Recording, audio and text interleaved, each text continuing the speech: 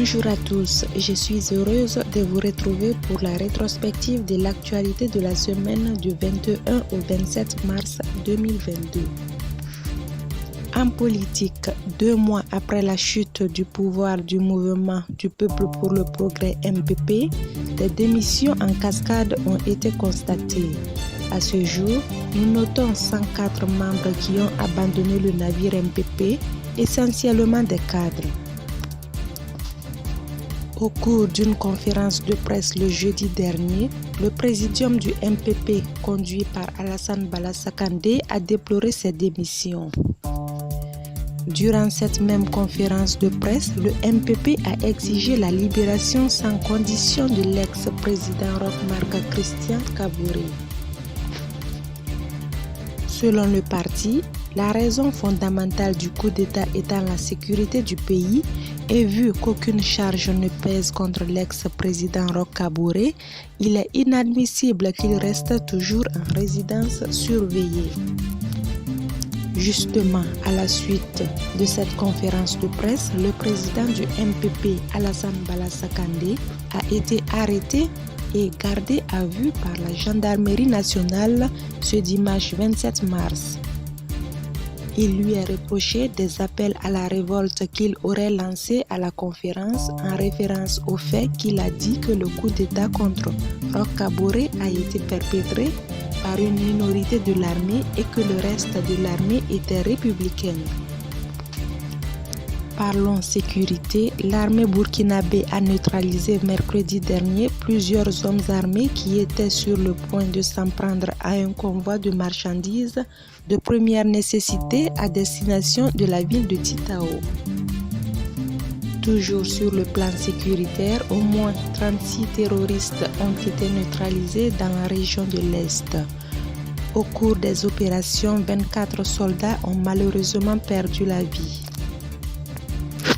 Société à présent, des manifestants se sont rendus ce samedi 26 mars à l'hémicycle pour déposer une pétition afin d'exiger l'annulation des conventions de gestion du chemin de fer Abidjan-Ouagadougou avec la Société interafricaine de transport par rail Citarail.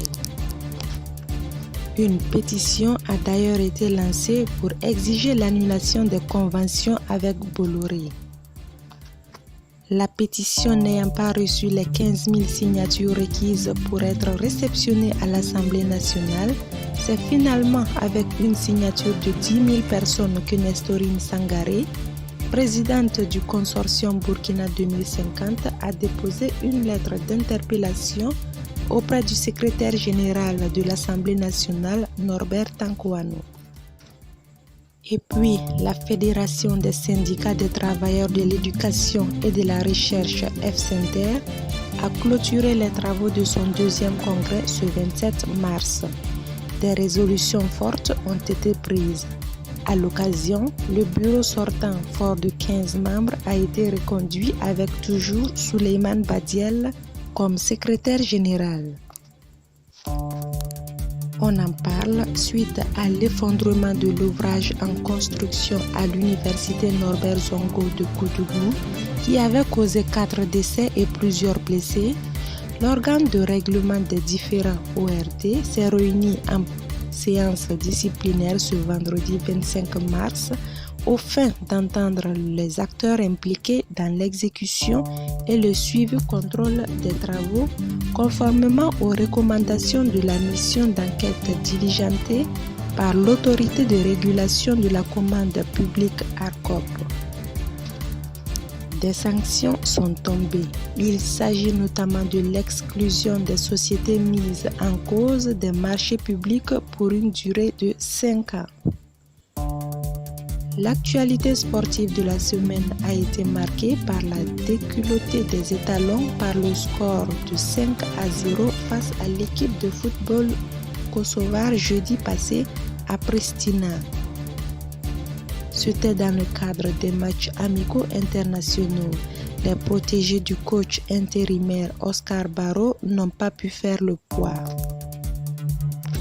Coopération, la conférence des chefs d'État et de gouvernement de la CEDEAO a décidé vendredi au terme d'un sommet extraordinaire tenu à Accra, au Ghana, de maintenir les sanctions contre les autorités de la transition malienne, guinéenne et burkinabé. C'est tout pour la rétrospective de la semaine. Restez connectés sur www.actualité.bf pour d'autres actualités.